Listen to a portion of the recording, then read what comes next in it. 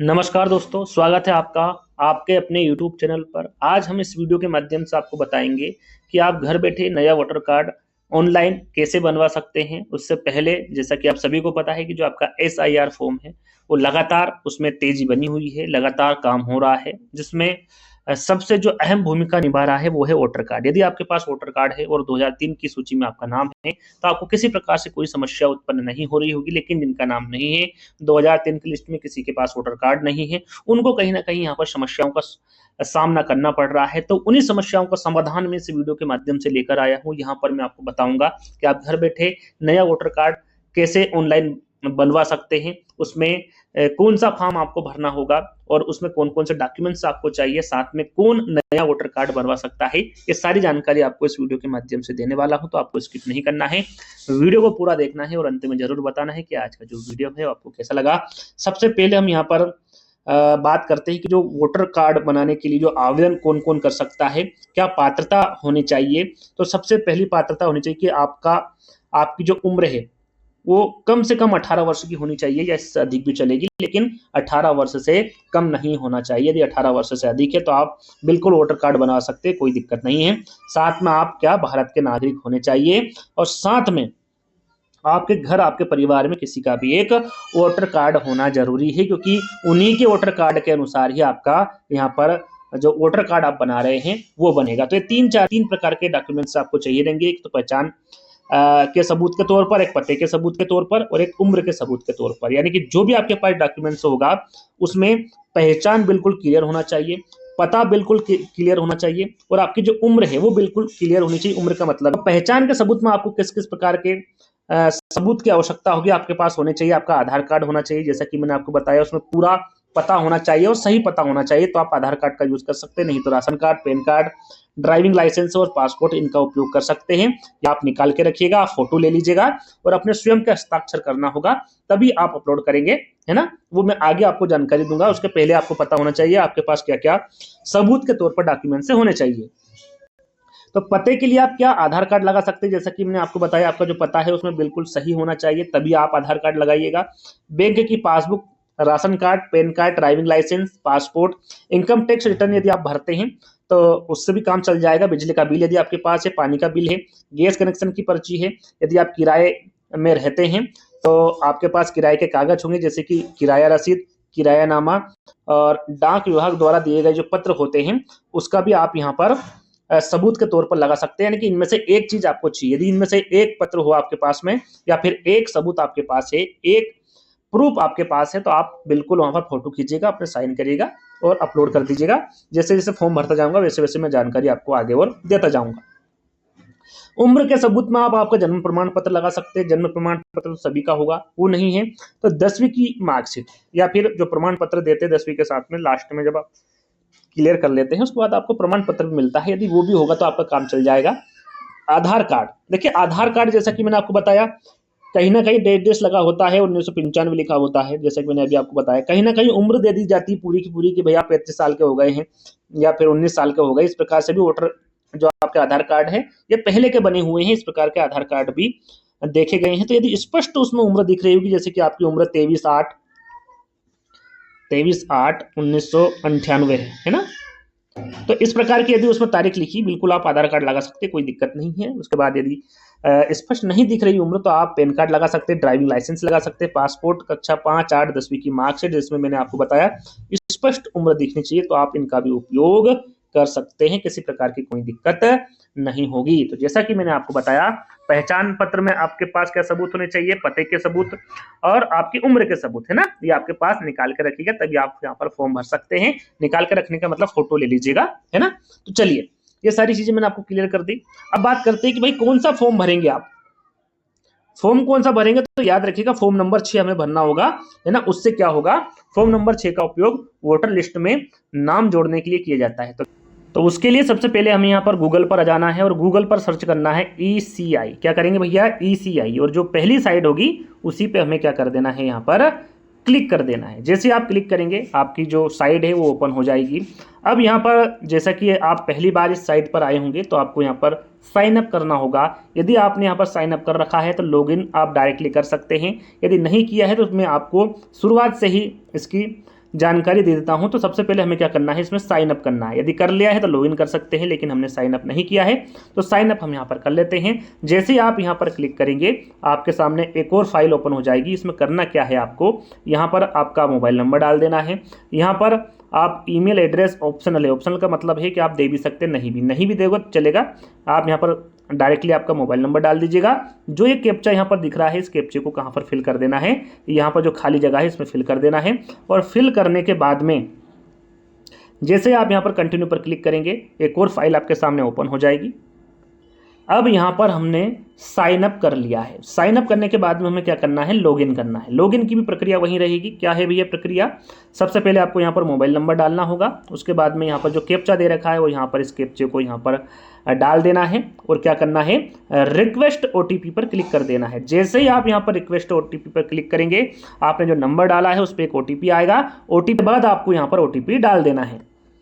चलिए यहाँ पर मैंने अपना ओटीपी डाल दिया है। ओटीपी डालने के बाद में यहाँ पर आपको क्या करना है, वेरिफिकेशन एंड लॉगिन पर क्लिक कर देना है। जैसे ही आप क्लिक करेंगे यहाँ पर आप अब इस जो साइड है इसमें लॉगिन हो चुके हैं। यहाँ पर आपका नाम आ जाएगा, नहीं आ रहा है तो एक बार रिफ्रेश कर लीजिएगा। रिफ्रेश करने के बाद में आपका नाम यहाँ पर शो होने लग जाएगा। जब आपका नाम शो होने लगे तब आपको क्या करना है, इसको स्क्रॉल करना है।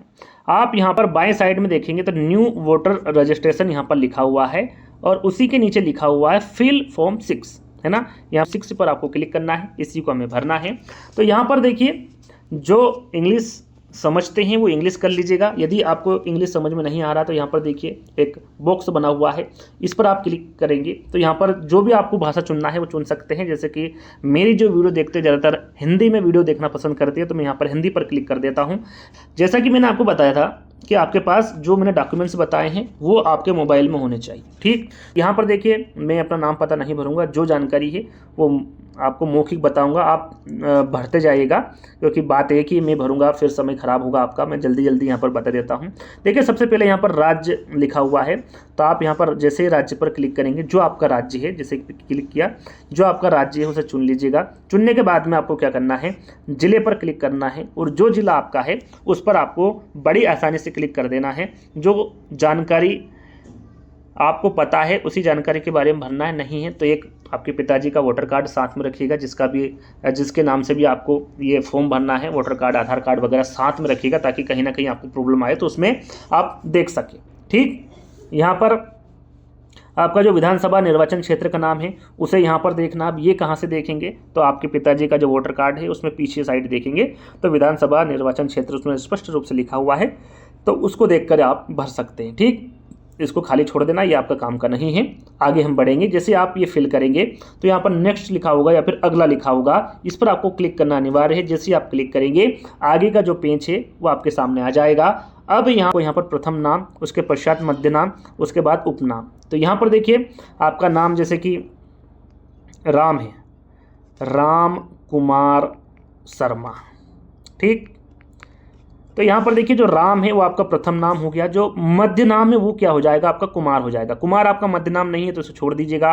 उपनाम जो है वो आपको यहाँ फिल करना है, यानी कि यहाँ पर शर्मा लिखना है। नहीं है तो आप सिर्फ राम लिखकर छोड़ दीजिएगा। जो आपके 10वीं वगैरह के मार्कशीट में है उससे आप इस फॉर्म को भर सकते हैं, कोई दिक्कत नहीं होगी। तो आप जैसे यहाँ पर आपका इंग्लिश में नाम लिखेंगे और यहाँ पर जो दूसरा बॉक्स है इसमें आपको हिंदी में टाइप करना होगा। जैसे उपनाम आप लिख दीजिएगा, यहाँ पर इंग्लिश में आपको उपनाम लिखना है और यहाँ पर हिंदी में आपको उपनाम लिखना है। साथ में यहाँ पर देखिए फ़ोटो अपलोड करना है और फोटो जो आपका फ़ोटो होना चाहिए वो बिल्कुल क्लियर होना चाहिए और उसकी जो अधिकतम MB होनी चाहिए वो कितनी होनी चाहिए, 2 MB का होना चाहिए। इससे ज़्यादा आकार यानी कि अधिकतम आकार का नहीं होना चाहिए। आप जैसे ही चॉइस पर क्लिक करेंगे आपके सामने आपकी गैलरी खुल जाएगी। वहाँ पर जो फ़ोटो आपने ले रखा है उसको सिलेक्ट कर लीजिएगा, आसानी से वो यहाँ पर फिल हो जाएगा। उसके बाद में जो अगला लिखा हुआ है इस पर क्लिक करिएगा। फिर आपके सामने एक और पेज आ जाएगा। तो यहाँ पर आपको क्या करना है, नातेदार। नातेदार का मतलब आप फॉर्म किसके माध्यम से भर रहे हैं, किसके जो आपके पास वोटर कार्ड है वो किसका है। तो ज़्यादातर जो भरते हैं वो पिता के नाम से भरते हैं, यानी कि जो 18 साल से ज़्यादा की उम्र है, यानी कि 18 साल अभी हाल ही में हुई है तो पिताजी के नाम से, माता जी के नाम से भरते हैं। जिनकी शादी हो चुकी है जिन महिलाओं की, वो अपने पति के नाम से भरते हैं, ठीक। तो यहाँ पर हम पिता के नाम से भरकर देखते हैं। तो जैसे आप यहाँ पर जो पिता लिखा हुआ उसके आगे एक बॉक्स बना हुआ है, इस पर टिक करेंगे। उसके बाद टिक करने के बाद में जो पिता के नाम से भरना चाहे वो पिता के नाम के आगे टिक करेंगे। और जो यहाँ पर माता लिखा हुआ है ना, थोड़ा सा कट गया है तो अब मैं आपको बता देता हूँ। यहाँ पर माता लिखा हुआ है, यहाँ पर पति और यहाँ पर पत्नी, इनके सामने भी बॉक्स ऐसे बने हुए हैं। तो जो जिसके नाम से आपको भरना है उस पर टिक कर दीजिएगा। और टिक करने के बाद में आपको क्या करना है, यहाँ उनका इंग्लिश में नाम लिख देना है, यहाँ पर आप उनका हिंदी में नाम लिखेंगे। वैसे ही यदि उनका उपनाम है तो उपनाम आप इंग्लिश में लिखेंगे और हिंदी में उनका उपनाम यहाँ पर लिख देंगे। ठीक, फिर यहाँ पर अगला यानी कि नेक्स्ट पर क्लिक करेंगे। नेक्स्ट पर क्लिक करने के बाद में आपको संपर्क ब्यूरो देना होगा, यानी कि आपके मोबाइल नंबर वगैरह ईमेल आईडी यदि आपके पास है तो दे देना है। वैसे देना चाहिए, अच्छी बात है। तो देखिए, सबसे पहले मोबाइल नंबर, यदि आपके पास मोबाइल है, आपका खुद का मोबाइल है, आपका नंबर है आपके पास में, तो स्वयं पर आप क्लिक करेंगे। यदि नहीं है तो जिनके माध्यम से आप फॉर्म भर रहे हैं, यदि पिता के माध्यम से फॉर्म भर रहे हैं तो यहाँ पर क्लिक करके उनके नंबर यहाँ पर लिख देंगे। वैसे सभी का अपना अपना मोबाइल होता है, अपने अपने नंबर होते हैं, तो स्वयं पर टिक कर दीजिएगा और यहाँ पर अपने मोबाइल नंबर को ऐड कर दीजिएगा। उसके बाद में आपको क्या करना है, आपकी जो ईमेल आईडी है आपकी स्वयं की बनी होगी, स्वयं की नहीं बनी है तो अपने पापा की, जिसके माध्यम से भी आप फॉर्म भर रहे हैं उनके, जैसे कि स्वयं की है तो स्वयं पर टिक कर दीजिएगा। नहीं है तो आप जो दूसरे नंबर का विकल्प पे ऊपर उल्लेखित नातेदार यानी कि आपके पिताजी की जो ईमेल आईडी है उनके नाम से भर रहे हैं तो वो यहाँ पर लगा दीजिएगा। वैसे भी ईमेल आईडी सभी की बनी होती है तो आप अपनी स्वयं की आईडी यहाँ पर लगा दीजिएगा। ठीक, जैसे आप लगाएंगे और फिर अगले पे क्लिक करेंगे, नेक्स्ट पे, तो फिर अगला पेज आपके सामने आ जाएगा। और यहाँ पर जो आधार संख्या है, यानी कि आपका आधार कार्ड है वो सामने होना चाहिए, है ना। आधार कार्ड की संख्या आप यहाँ पर डाल देंगे। और डालने के लिए क्या करना, आपको यहाँ पर जो बॉक्स बना हुआ है इस पर क्लिक करना है। जैसे आप क्लिक करेंगे एक इस प्रकार से बॉक्स ओपन हो जाएगा। उसमें आपको क्या करना है, आपके आधार संख्या जो है या फिर आधार नंबर है उसे फिलअप कर देना है, उसे डाल देना है। यदि आपके पास आधार संख्या नहीं है या फिर आधार कार्ड नहीं है तो आप यहाँ पर जो दूसरा बॉक्स खुला हुआ है इसका भी चयन कर सकते हैं। यदि आप इसका चयन करते हैं यानी कि आपके पास आधार कार्ड नहीं है, वैसे सभी के पास होगा तो जैसा आपके पास हो वैसा विकल्प चयन कर लीजिएगा। फिर अगला यानी कि नेक्स्ट पर क्लिक कर देंगे। उसके बाद में आपको यहाँ पर लिंग चुनना होगा कि आप मेल है, फीमेल है या फिर थर्ड जेंडर के व्यक्ति हैं। तो जैसा भी हो, मेल हो तो मेल पर क्लिक कर दीजिएगा, फीमेल हो तो फीमेल पर क्लिक कर दीजिएगा। और फिर से जो अगला यहाँ पर लिखा हुआ है यानी कि नेक्स्ट लिखा होगा इस पर आपको क्लिक कर देना है। यदि आप इंग्लिश में ये फॉर्म देख रहे होंगे तो अगले की जगह क्या लिखा होगा, नेक्स्ट लिखा होगा। अब यहाँ पर आपको जन्म तारीख का ब्यौरा देना होगा कि आपका जन्म कहाँ पर हुआ है, जन्म तारीख यहाँ पर देना होगा। साथ में आपको सबूत देना होगा। जैसे कि मैंने आपको बताया 3 प्रकार के सबूत होते हैं, एक तो पहचान पत्र है ना, यानी कि पहचान का सबूत, दूसरा आपका पते का सबूत और तीसरा होता है उम्र का सबूत। तो यहाँ पर उम्र यानी कि जन्म का सबूत मांगा गया है। जन्म तारीख आपको यहाँ पर पहले लिख देनी है। और जैसे आप यहाँ पर जन्म तारीख लिखते हैं और जन्म तारीख लिखने के बाद में यहाँ पर मैंने कुछ आपको डॉक्यूमेंट्स बताए थे, जैसे कि आपके पास में जन्म प्रमाण पत्र होना चाहिए, 10वीं की मार्कशीट होनी चाहिए, है ना। और आधार कार्ड भी मैंने बताया था, तो आधार कार्ड के बारे में मैंने आपको बताया था। पूरा वहाँ पर जन्म तारीख आपकी होनी चाहिए, जैसे कि 25/8/1997 है ना। इस प्रकार से पूरी तारीख होनी चाहिए। यदि कहीं ना कहीं साल भी दे रखा होता तो साल होगा तो वो नहीं चलेगा, या फिर कहीं ना कहीं ये डायरेक्टली वहाँ पर दे देते हैं कि भैया 25 साल का है, 25 यहाँ पर उम्र लिखी होती है, उम्र 25, तो ये भी जो आधार कार्ड है वो नहीं चलेगा। पूरी तारीख होनी चाहिए, जन्म तारीख, है ना। उसके साथ साथ पैन कार्ड होगा तो आपका काम हो जाएगा। ड्राइविंग लाइसेंस, पासपोर्ट, आपकी जो मार्कशीट है 10वीं की, उसके साथ साथ 5वीं या 8वीं की मार्कशीट हो जिसमें पूरा जन्म तारीख आपकी हो, तो भी आप यहाँ पर आप दस्तावेज के रूप में उसे प्रयोग कर सकते हैं। और मेन बात यह है कि आपको स्वप्रमाणित उसे करना होगा, यानी कि ये आपका प्रमाण पत्र है कोई सा भी, तो यहाँ पर आपका नाम लिख सकते हैं या फिर आपके साइन करके उसे स्वप्रमाणित कर सकते हैं। तो ये आपको करके फिर दस्तावेज में चयन करना है और उसे यहाँ पर जो आपका चॉइस फाइल है इस पर क्लिक करके अपलोड कर देना है। अपलोड करने के बाद में फिर से आपको यहाँ पर अगले पे आना है, यानी कि नेक्स्ट पे आना है, क्लिक कर देना है। जैसे ही आप यहाँ पर क्लिक करेंगे आप अपने वर्तमान पते पर पहुँच जाएंगे, यानी कि आपको अब यहाँ पर वर्तमान आपका निवास जो है उसकी जानकारी देना होगा। तो जैसे कि मैंने आपको बताया ये सारी चीज़ें आप कहाँ ढूंढेंगे, आपके पिताजी का जो पैन कार्ड है या फिर जो आधार कार्ड है उसके पीछे, है ना, ये जो आपका मकान नंबर वगैरह है ना, और गली नंबर, क्षेत्र नंबर, मोहल्ला, सड़क वगैरह सारी चीज़ें उसमें दी रखी होती है। उसी के माध्यम से आपको ये फॉर्म भरना है, ठीक है। जिनके माध्यम आपने चढ़ाया है, जो नातेदार का नाम लिखा है उनका आधार कार्ड ले लीजिएगा और उनका जो आपका वोटर कार्ड है वो ले लीजिएगा। उसमें सारी जानकारी दे रखी, मकान, भवन, अपार्टमेंट, यदि मकान है तो मकान की संख्या दे रखी होगी तो वो यहाँ पर लिख दीजिएगा, वो संख्या यहाँ पर डाल दीजिएगा, क्योंकि ये हिंदी में भी वही संख्या होगी और इंग्लिश में भी वही संख्या होगी। गली क्षेत्र आप यहाँ पर लिख सकते हैं और ये हिंदी में भी आपको लिखना होगा। आपका गांव कौन सा है उसका नाम लिख दीजिएगा इंग्लिश में, उसके बाद हिंदी में लिख दीजिएगा। डाकघर वगैरह, पिन कोड वगैरह, तहसील, सारी चीज़ें जैसे कि मैंने आपको बताया आधार कार्ड के पीछे पूरी जानकारी लिखी होती है, या फिर जो आपका वोटर कार्ड है उसके पीछे भी ये जानकारी आपको मिल जाएगी। तहसील वगैरह, जिला वगैरह, आपको सारी चीज़ें वहाँ से चुन लेना है। उसके बाद में राज्य, जो राज्य है यहाँ पर क्लिक करेंगे, जो भी राज्य है उस पर क्लिक कर दीजिएगा। उसके बाद में यहाँ पर देखिए आपको अब निवास प्रमाण पत्र देना होगा कि आप निवास का मतलब आपका पते की बात यहाँ पर की जा रही है। और पते के मामले में मैंने कौन कौन से आपको सबूत बताए थे। आपके पास राशन कार्ड हो जाएगा, आधार कार्ड, जैसा कि मैंने आधार कार्ड के बारे में फिर बता रहा हूँ, जिसमें पूरा पता हो, यानी कि सही पता हो, तो ही आप यहाँ पर आधार कार्ड चुनिएगा। राशन कार्ड चुन सकते, बिजली का बिल चुन सकते, पानी का बिल, बैंक की पासबुक, गैस कनेक्शन की पर्ची, किराए का मकान में यदि आप रह रहे हैं तो आपके पास किराए के घर में यदि आप रहते हैं तो किराए की जो रसीद होती है या फिर जो किराया नाम होता है उसकी आपको ज़रूरत पड़ेगी। आपके पास यदि इनकम टैक्स रिटर्न आप भरते हैं तो उसकी रसीद होगी तो भी काम चल जाएगा। डाक विभाग द्वारा जो दिए गए पत्र होते हैं वो यदि आपके पास है तो भी आपका काम चल जाएगा, है ना। ये सारी चीज़ें यदि आपके पास है तो आप यहाँ पर दस्तावेज अपलोड कर सकते हैं किसी प्रकार की कोई समस्या नहीं होगी।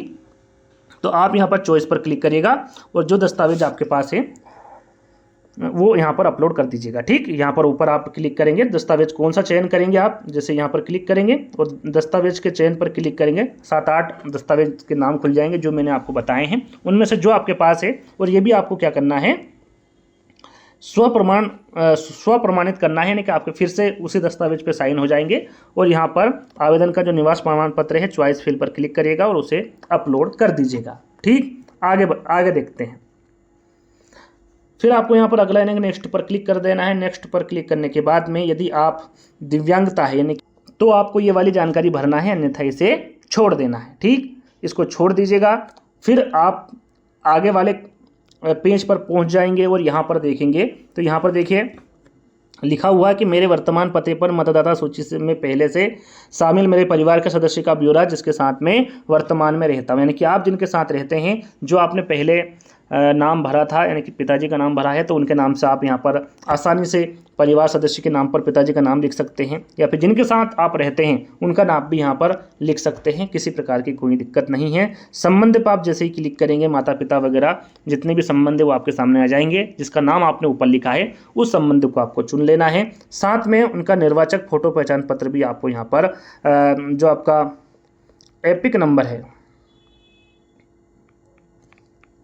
एपिक नंबर यहाँ पर आप लिख दीजिएगा, यानी कि जो आपके पास वोटर कार्ड लिखा है उसमें एपिक नंबर लिखा होता है वो यहाँ पर क्या करना है, आपको लिख देना है ना। निर्वाचन फोटो पहचान पत्र संख्या लिखी होती है उसे क्या कहा जाता है, एपिक नंबर कहा जाता है। और एपिक नंबर कहाँ लिखा होता है ये भी मैं आपको बता देता हूँ, क्योंकि बहुत सारे लोगों को मिलेगा नहीं। यहाँ पर फोटो लगा होता है, फोटो के जस्ट ऊपर आपका एपिक नंबर लिखा होता है, यानी कि पहले ABCD लिखा होगा, यानी कि पहले आपके जो इंग्लिश वर्ड है वो लिखे होंगे, उसके बाद में 1 2 3 4 5 6 करके अंक लिखे होंगे, इसे ही क्या कहा जाता है, एपिक नंबर कहा जाता है। तो वो यहाँ पर आपको लिख देना है और अगला करके यानी कि नेक्स्ट पर क्लिक कर देना है। जैसे आप नेक्स्ट पर क्लिक करेंगे एक घोषणा पत्र आपको जारी करना होगा, यानी कि आपको बताना होगा कि मैं भारत का नागरिक हूँ और मेरा जन्म स्थान क्या है वो आपको यहाँ पर दर्शाना है। जो आपने ऊपर लिखा है गांव का नाम जहाँ पर आपका जन्म हुआ है उसे यहाँ पर चिन्हित कर लेना है। राज्य को चुन लेना है, यहाँ पर राज्य का चयन आपको करना है।